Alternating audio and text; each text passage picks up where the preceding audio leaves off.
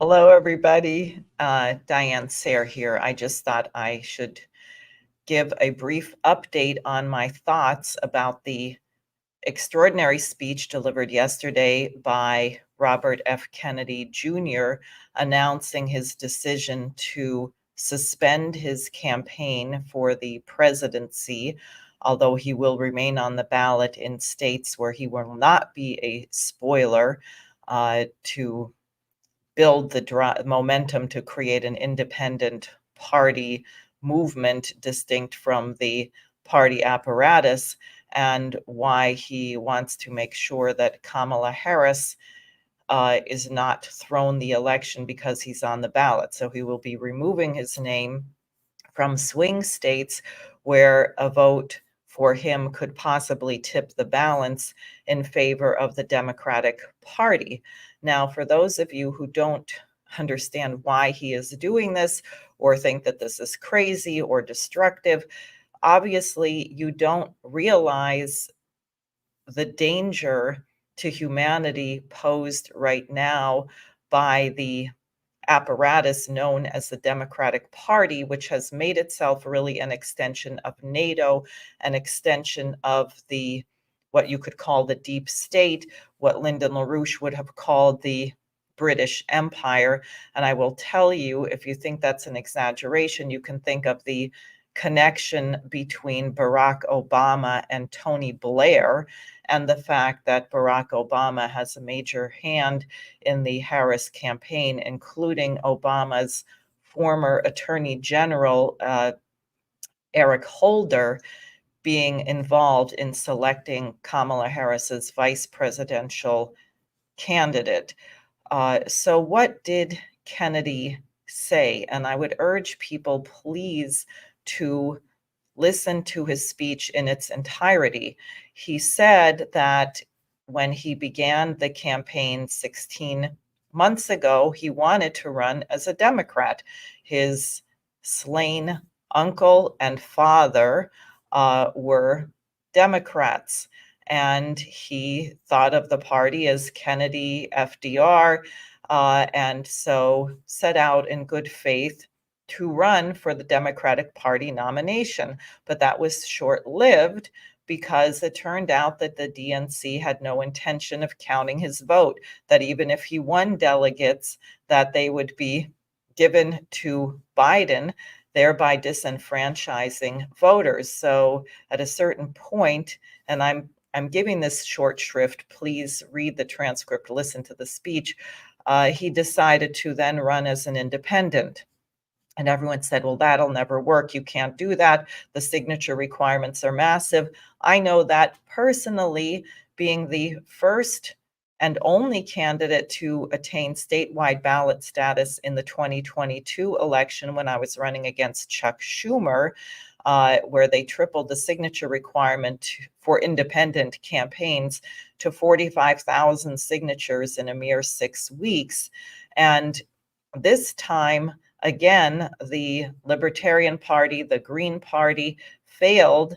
The Kennedy team collected over 100,000 signatures, in part also using paid petitioners, and in some cases were set up by such paid petitioners. But nonetheless, it's a serious effort. Now imagine doing that in 50 states. And as he said, every time they got on the ballot somewhere, the Democratic Party would file a lawsuit throwing them off the ballot or entailing millions of dollars of legal fees and this kind of effort. Then there was the censorship. He was not able to get any interviews on the mainstream networks. He identified, I think, ABC, NBC, CBS, MSNBC, CNN.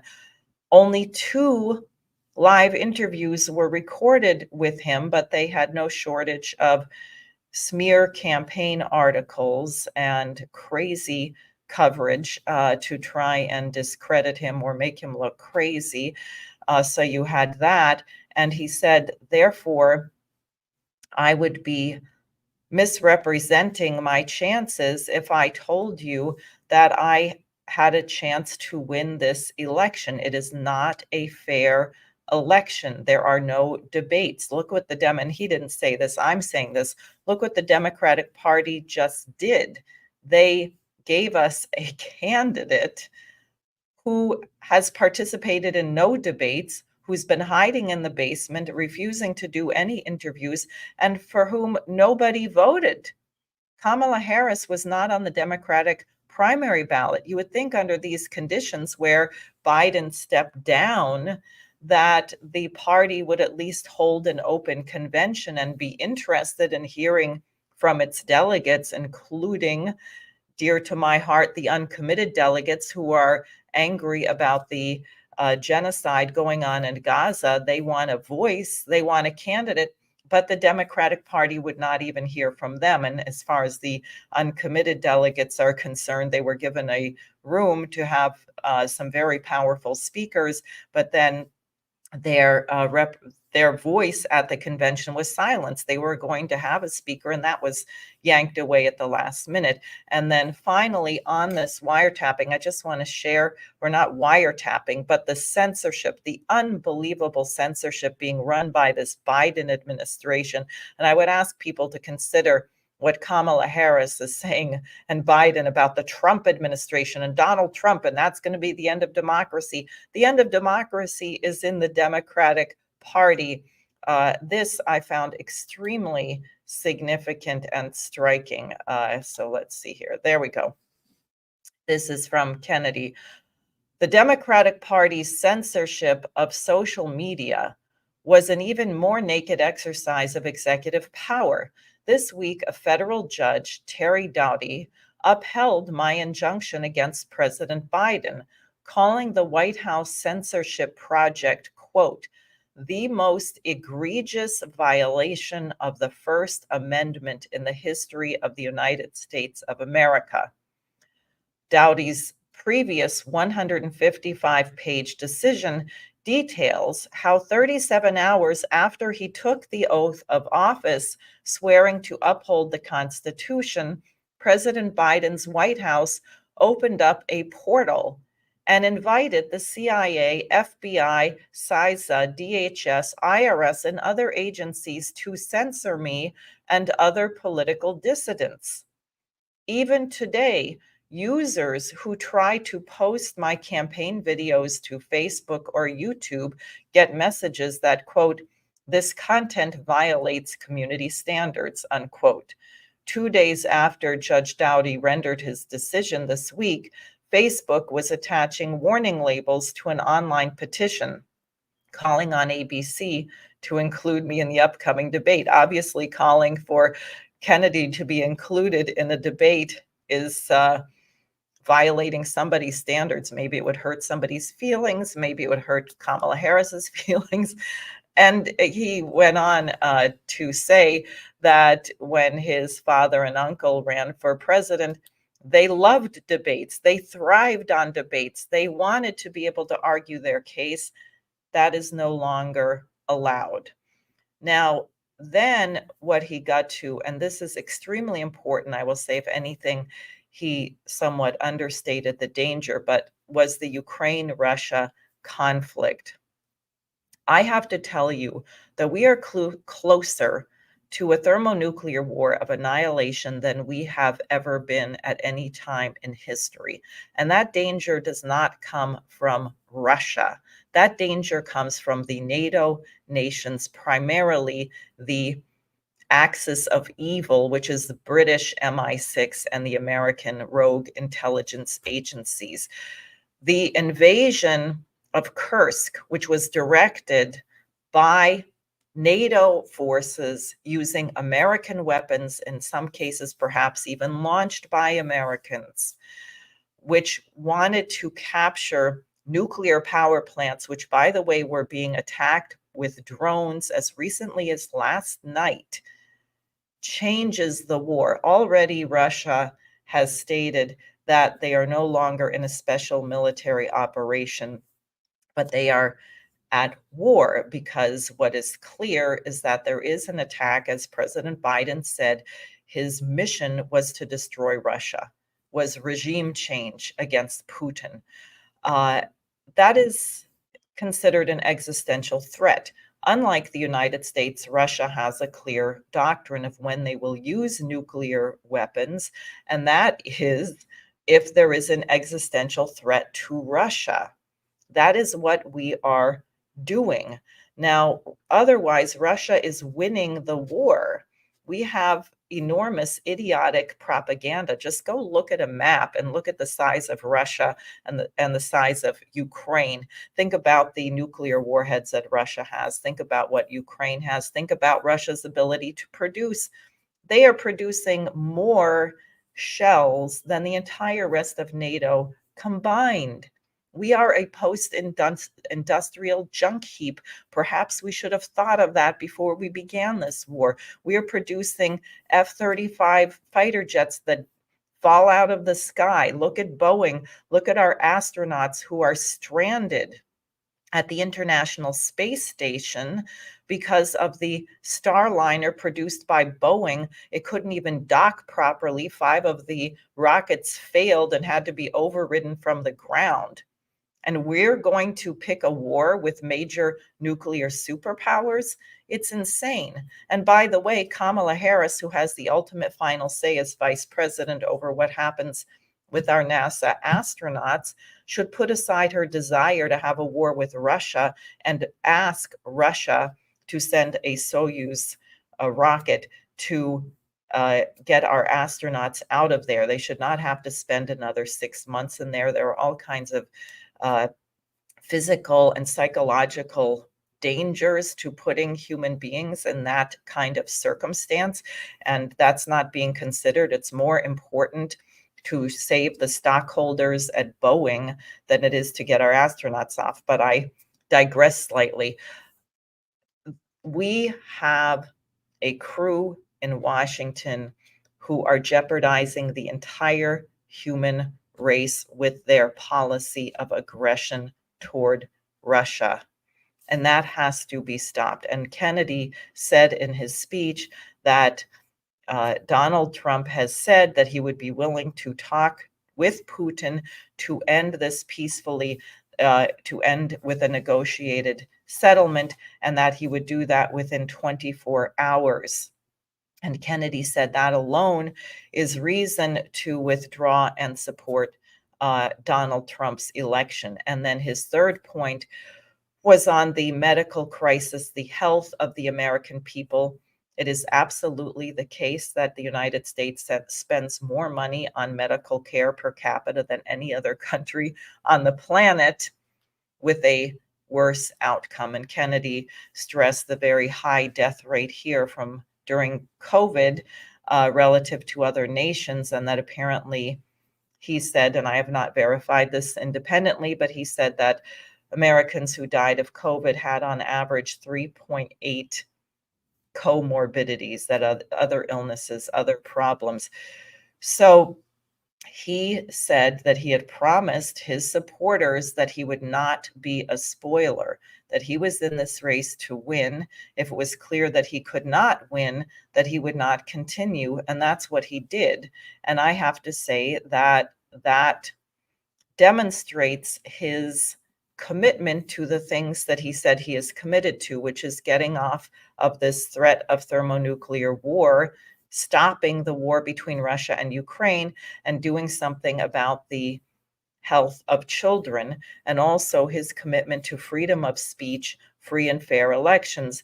And that these are areas, after meeting with Donald Trump, President Trump, that they share agreement, and that they agreed that they might have very strong disagreements on certain matters, but they would build a kind of unity coalition on the matters on which they agree. I think this is urgent. I think this gives our nation a chance to finally bury this rot that has been running our country since the assassination of Kennedy. And I will say that when Kennedy joined Trump at the rally in Arizona, former President Donald Trump announced that he was going to form a commission to get to the bottom of the attempted assassination on him, and that he was going to release, finally, at long last, all of the files on the Kennedy assassination. That is very significant. That is very important. And what I would ask you to consider is what happens if Kamala Harris is elected. None of these files will be released. She said that Donald Trump was a menace because he wants to release the violent January 6th prisoners, most of whom are not even charged with committing acts of violence, but things like trespassing. And they've been sitting in prison for 3 years now because someone's trying to cover up the truth of whatever happened with that. We will be in a full-on war with Russia. It's not that I think President Trump said that our nation would not exist or wouldn't be recognizable. I don't think the planet would exist if this woman and what is behind her gets into the White House. And frankly, at this point, I'm not sure that we can have a guarantee that we make it to November.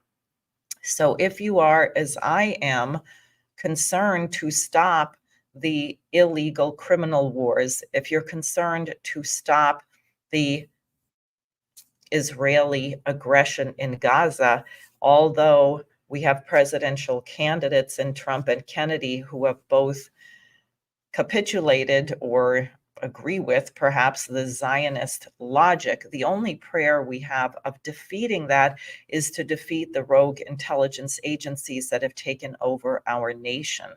I am not endorsing a presidential candidate because of my own policies in this regard. I don't want to give the seal of approval to actions with which I disagree, but I will tell you that Kamala Harris and the Democratic Party absolutely have to be defeated if our nation is going to survive, and that I see in this collaboration between President Trump and Robert F. Kennedy Jr.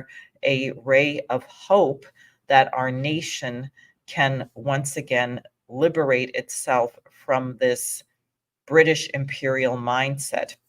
And as an appendix, let me just add, remember that I spent 33 years of my adult life working with Lyndon LaRouche. I worked on 4 of his various presidential campaigns.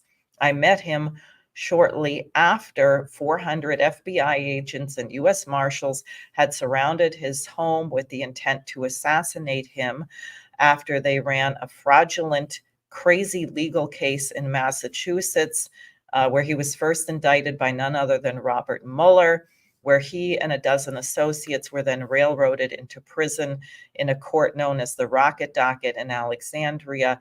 I know whereof I speak. I know how difficult it is for the American people to be represented in the institutions of government. And that, I think, has been one of the fundamental problems in our nation. So finally, I will say we have to have an eye to where our nation and mankind should be 50 years from now.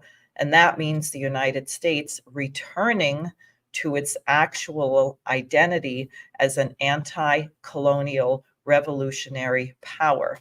The words and principles in our Declaration of Independence and Constitution are true and must be upheld. And that is why I am adding my voice against all of the odds that Kennedy identified to run as an independent candidate for U.S. Senate against Kirsten Gillibrand in the state of New York. And I hope you will join me in this endeavor and work with me to finally defeat this criminal rogue intelligence apparatus that has done so much harm to our nation and the world over the last 75 years.